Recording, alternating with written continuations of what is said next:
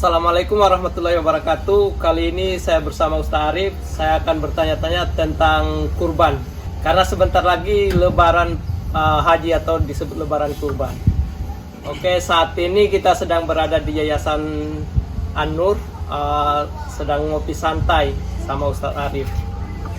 Assalamualaikum Ustaz. Jadi aku kan misalnya pengen kurban nih Ustaz. Pengen kurban tapi aku nggak punya uang. Dari sekarang memang nol gitu. Jadi caranya supaya saya bisa berkurban kayak gimana? Berkurban full ya Ustadz, bukan setengah-setengah gitu misalnya. Wah, orang beli sapi nanti kita bagi-bagi gitu, nggak maksudnya berkurban full. Padahal untuk keuangan pas-pasan gitu, untuk makan aja. Kayak gimana triknya gitu? Sebetulnya tidak ada trik di sini. Kurban itu kan bagi yang memang mampu. Iya, Ustaz. Nah, ini bila kita lihat lagi kalender Islam ya. Iya, Ustaz. Pertama, ini berkaitan dengan bulan haji. Bulan haji itu bagi yang mampu, maka ia berangkat mengunjungi Baitullah dengan prosesi ritual yang sudah diajarkan Nabi Muhammad SAW. Mulai dari Mina, ya tentu kedatangan berpamitan minta izin ke Baitullah di Masjidil Haram, melakukan tawaf kudum, tawaf selamat datang. Setelah itu nanti tanggal 8 dimulailah prosesi haji untuk mabit atau bermalam di Mina. Baru kemudian setelah bermalam pindah ke Padang Arafah. Di Arafah itu mereka berwukuf atau berdiam diri, merenungkan kehidupan. Di sana kita bayangkan bagaimana berkumpulnya manusia itu di mahsyar. Di mahsyar itu sudah tidak ada urusan apa-apa, kecuali masing-masing memikirkan nasibnya, dosanya, apakah ia akan diampuni Allah, apakah ia akan diberatkan dengan beban-beban yang pernah dia buat di dunia. Adapun bagi orang yang tidak berhaji, yang ada di kampungnya, pada hari itu dia berpuasa, namanya puasa Arafah. Dan keutamaan puasa ini sangat besar. Dihapuskan dosa setahun yang lalu dan setahun yang akan datang. Tentu di sini ada penjelasan ulama bagaimana dosa yang akan datang selama 1 tahun itu sudah diampuni. Kemudian pada hari berikutnya, hari Nahar, hari penyembelihan kurban itu, orang yang ada di kampung halaman atau tidak di Masjidil Haram atau tidak di tempat haji, mereka diharuskan menyembelih kurban. Dalam hal ini disebut mampu. Kalau sudah punya 1 ekor kambing itu sudah mampu. Berbeda-beda tentu. Kalau di kota nggak ada orang pelihara kambing, tapi melihat harganya, kalau dia mampu, andaikan dia beli kambing untuk tahun ini, selepas dia beli kambing dia tidak kelaparan. Dia sembelih kambing, sebenarnya dia makan juga 1/3 bagian dari apa yang dia sembelih itu.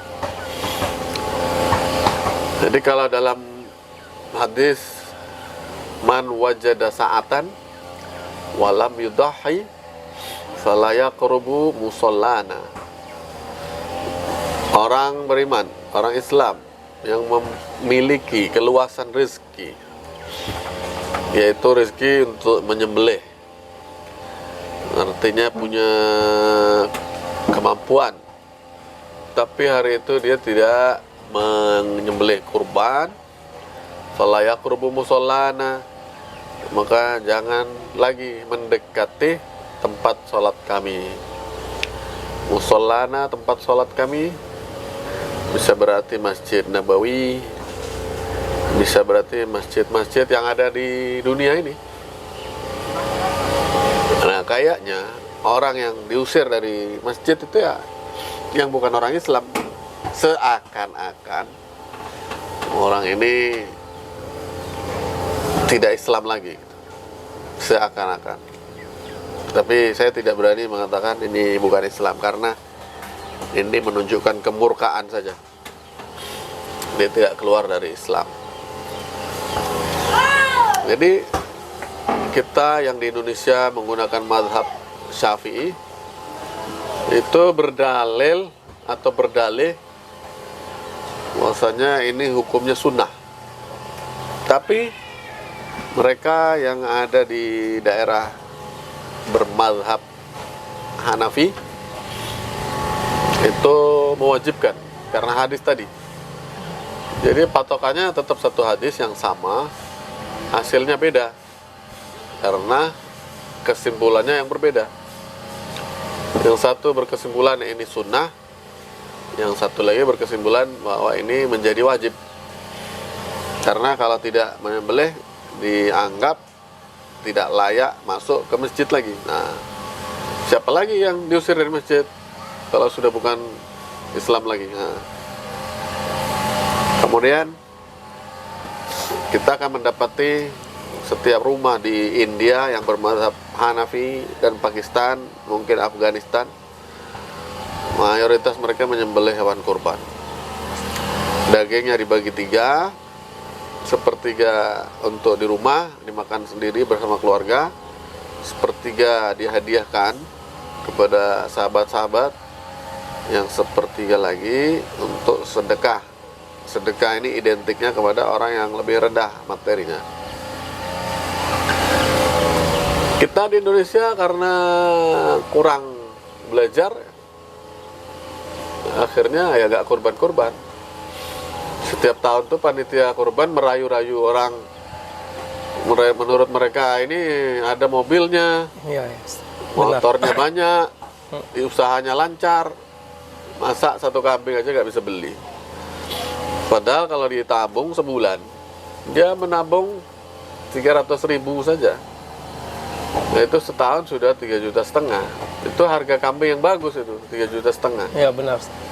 Apalagi beli kambingnya di NTT, Nusa Tenggara Timur. Satu kambing yang pantas disembelih itu usia 1 tahun ke atas cuman 400.000.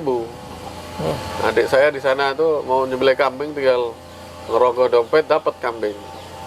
Orang di sini di Batam mengatakan saya belum mampu lah, saya inilah. Padahal rokoknya tiap hari habis 50.000. 50.000 sekali sebulan berapa? 1,5 juta. Kalau 1,5 juta itu beli kambing betina sudah dapat. Sebulan aja itu. Sebulan saja. Ini setahun masih bilang saya belum mampu.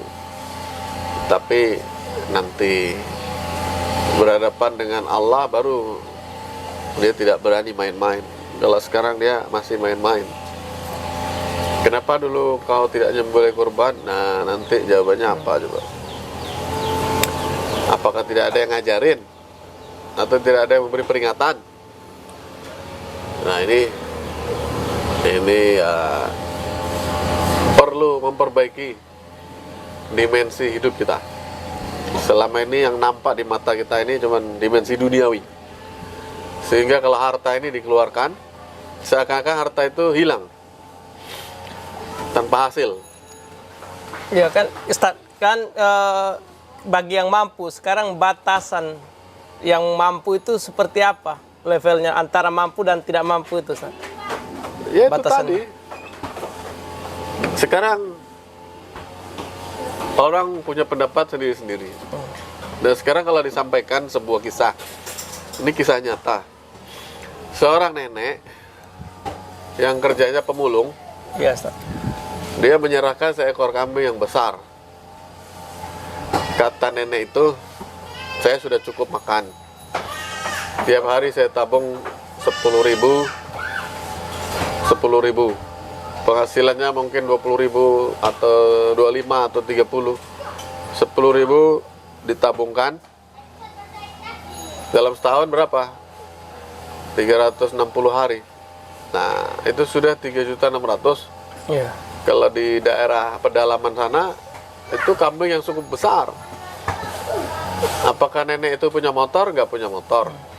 Apakah punya rumah? Nggak punya rumah, dia punya gubuk saja. Nah, tapi bagi dia berkorban itu hal yang gampang aja, tinggal memikirkan saja. Nah, banyak manusia mengaku tidak mampu.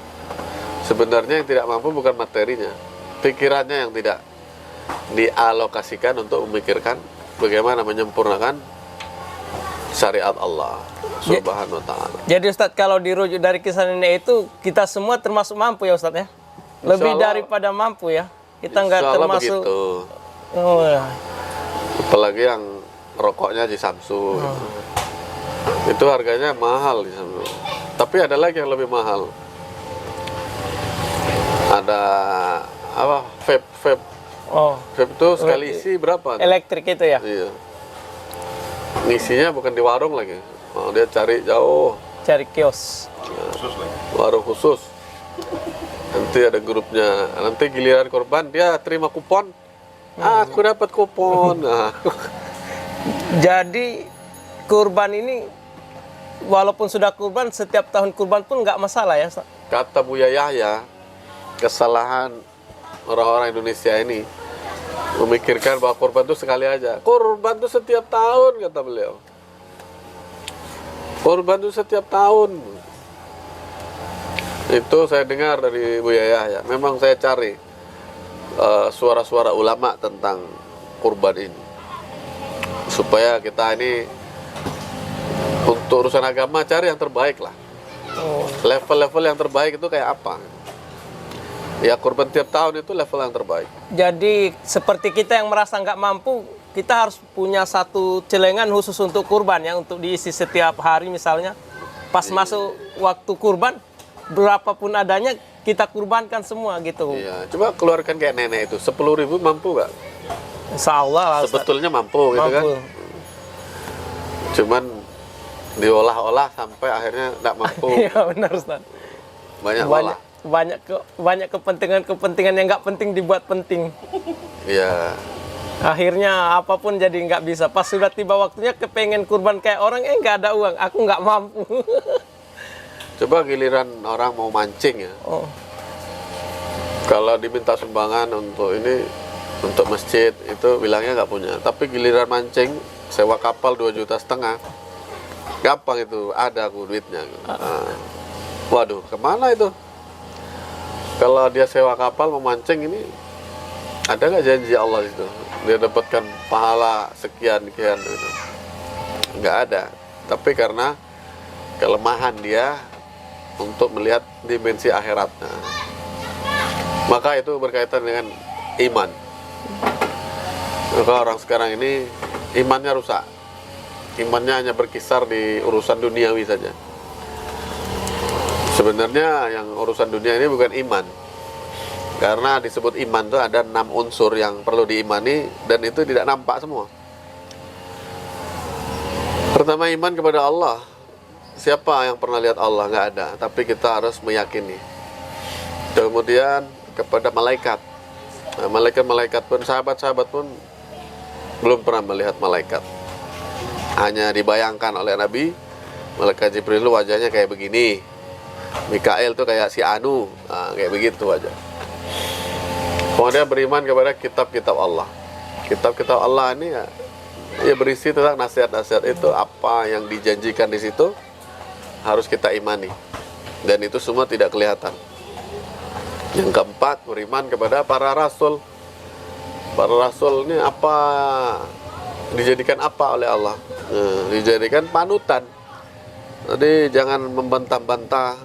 Kalau memang ini sunnah rasul, ya kita ikuti seperti seorang prajurit mengikuti perintah komandan. Nggak ada lagi, aduh, kok begini, kok begitu. Nggak ada. Prajurit itu mengatakan, siap. Kamu nyebur kolam yang kotor, siap. kamu masuk di daerah yang banyak eh, babinya, siap, semua siap. Itulah Nabi Muhammad SAW ini pimpinan kita di dunia dan di akhirat. Kemudian beriman pada hari kiamat. Siapa yang bisa membayangkan hari kiamat kecuali orang yang memang dibina hatinya dengan iman. Nanti di hari kiamat dia membayangkan, saya duit tak berguna, keluarga tak bisa lagi bantu masing-masing, sibuk dengan pikirannya, waduh, apakah saya selamat? Apakah saya tidak selamat? Maka masing-masing tak bisa bantu. Maka Allah katakan, yauma yafirrul mar'u min akhi. Di hari itu masing-masing orang akan mengacuhkan apa? Akhi, saudara kandungnya. Wa ummihi wa abi, ibunya, bapaknya pun diacuhkan.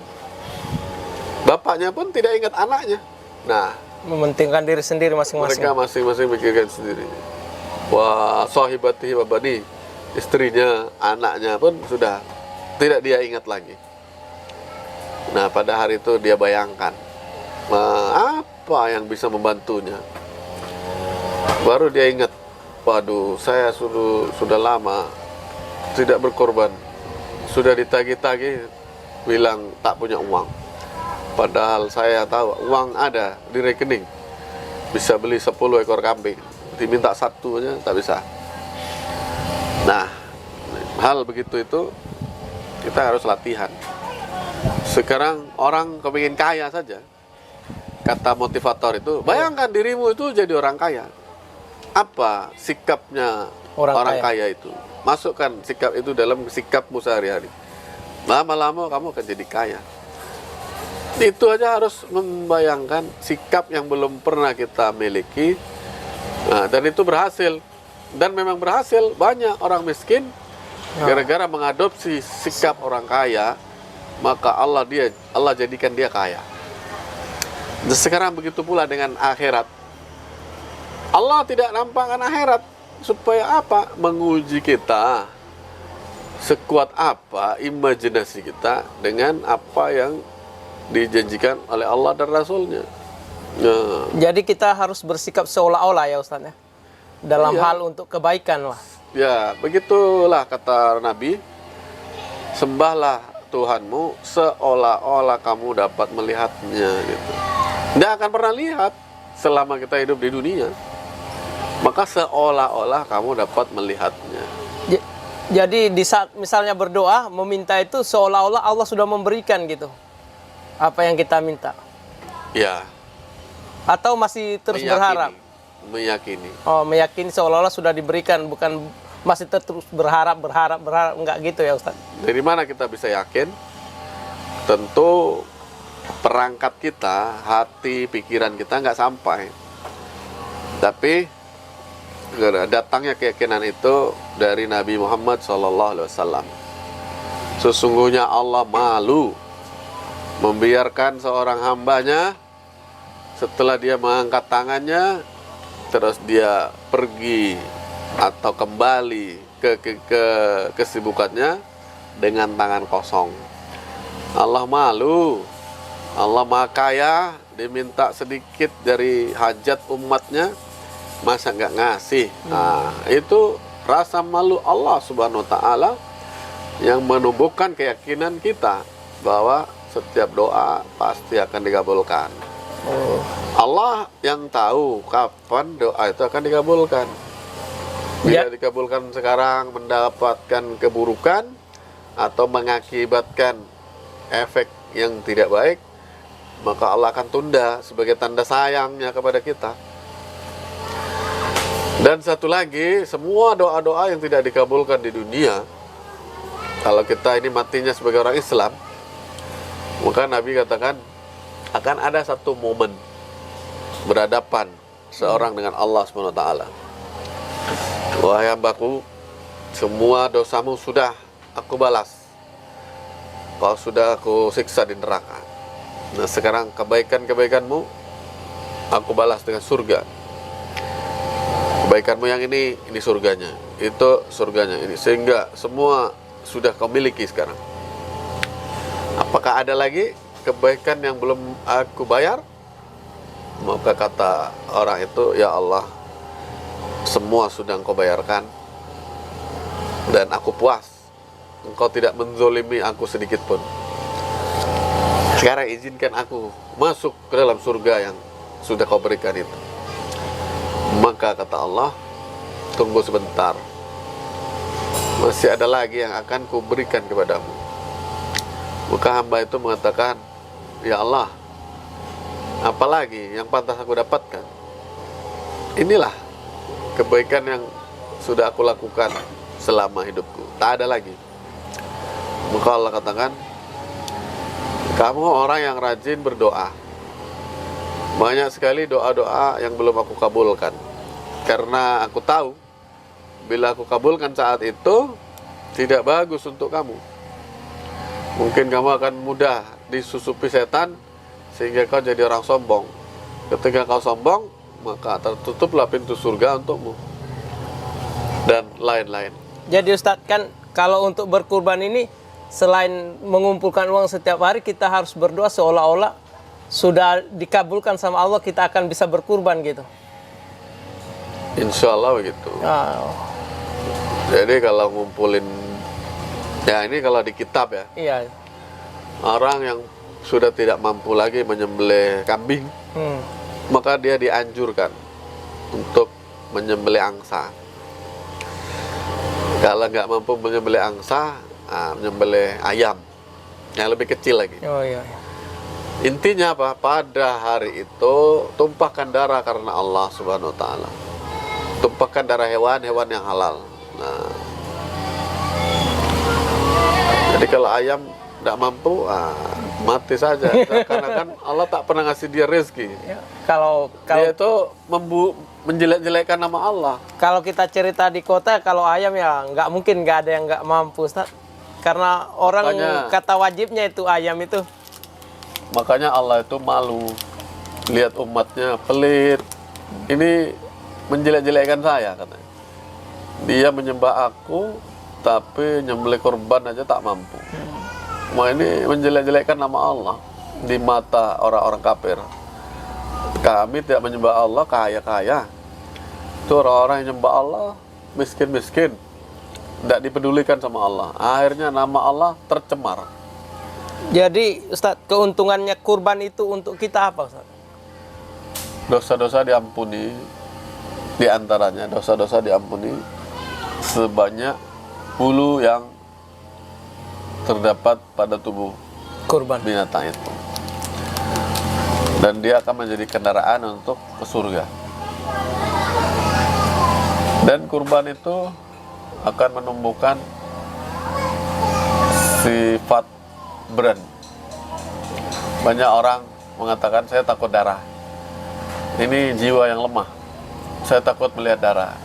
Laki-laki lihat darah pingsan. Ini tanda laki-laki yang kuat apa laki-laki yang lemah? Nabi SAW menyembelih 63 ekor kurban beliau seorang diri, maksudnya tidak diwakilkan. Nah, 63 itu beliau sendiri yang sembelih. Oh, jadi secara tidak langsung kita sendiri bisa menyembelih kurban ya, nggak harus Secara langsung. orang yang bisa kan? Ya, langsung disembelih sendiri.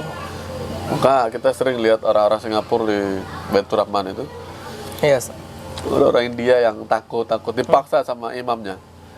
Imamnya ikut ke sini, ayo pegang pisau. Begini caranya. Sek sampai putus.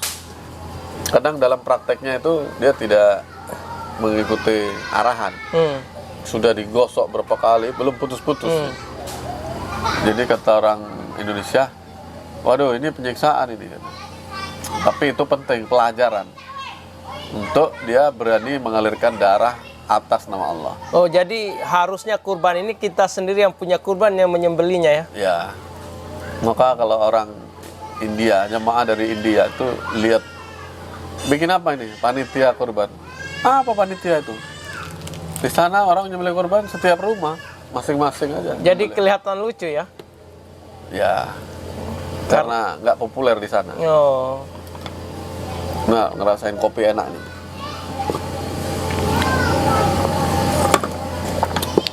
Jadi selain kepentingan kehidupan kita sehari-hari, ya kurban itu penting untuk dipikirkan ya Ustaz ya. Karena Prioritas. Untuk akhirat kita dan untuk dunia juga ya. Untuk menyempurnakan iman. Karena kita nggak mampu haji. Jadi penggantinya haji ya umroh. Nggak mampu umroh ya diganti lagi pada hari itu ya dengan mengalirkan darah. Jadi kalau misalnya udah berkurban, jangan pernah bilang, aku udah berkurban, nggak berkurban lagi aku. Ya itu tanda ketidakpahaman kalau bilang begitu. Aku kan sudah korban. Kapan? 5 tahun lalu. Ngapain korban lagi? Nah ini ketidakpahaman dalam agama. Tapi kadang ada orang bilang, kan untuk kendaraan ke surga, artinya seekor udah cukup gitu. Ya. Itu logika Nanti seperti apa itu? beberapa hal itu berlaku seperti makan. Ngapain kau makan lagi? Kan tadi sudah makan. Lapar ini ya. Begitu pula. Bisa-bisa pahalanya dihapus dengan dosa-dosanya itu selama setahun. Nah, ini habis itu mana kendaraan sudah dimakan dengan dosa-dosa itu? Jadi ibarat badan itu ketika dia kekurangan gizi, kata dokter, ada bagian-bagian tubuh yang akan dimakan oleh tubuh itu untuk kelangsungan hidup.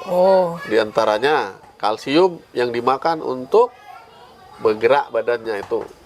Sehingga badan itu kekurangan kalsium. Dari mana hilangnya kalsium?